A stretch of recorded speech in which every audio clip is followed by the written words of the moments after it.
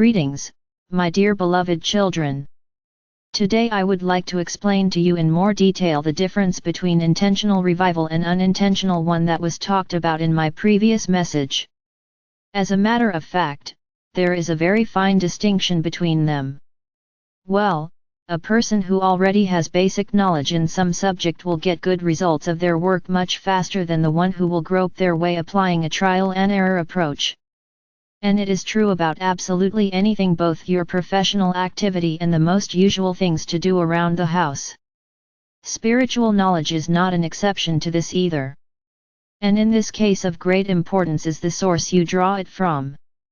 The overwhelming majority of your planet's inhabitants identify this knowledge with religion up till now.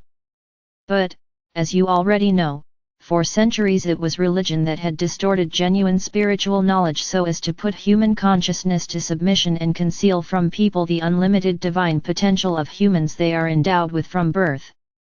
And now you see the difference between fanatic believers irrespective of religious confession they belong to and those who simply live honestly, being guided in their life by the laws of the universe that are internal and are not subject to distortion.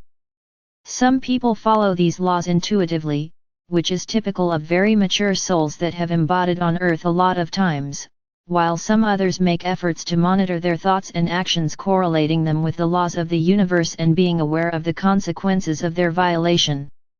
An observant person who can see themselves in a sensible and impartial perspective by all means will see cause-effect chains of events in their life and will make some conclusions so as not to repeat their mistakes.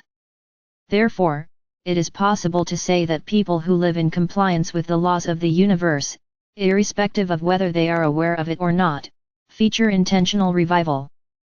Well, what about religious people who try to live according to God's commandments? A lot of them have it originated not in the heart, but mind, out of fear of punishment as well as of habit to obey somebody else's will and follow all the instructions of religious spiritual teachers.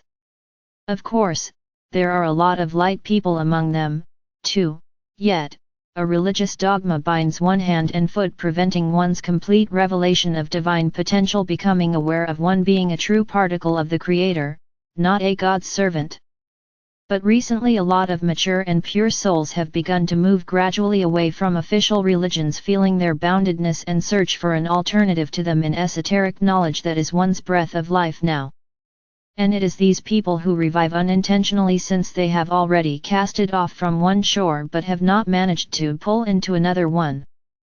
But as soon as they reach a quiet harbor in their soul, having acquired new life priorities that will lead their way to the road to ascension, they can be ranked among the people who have revived intentionally.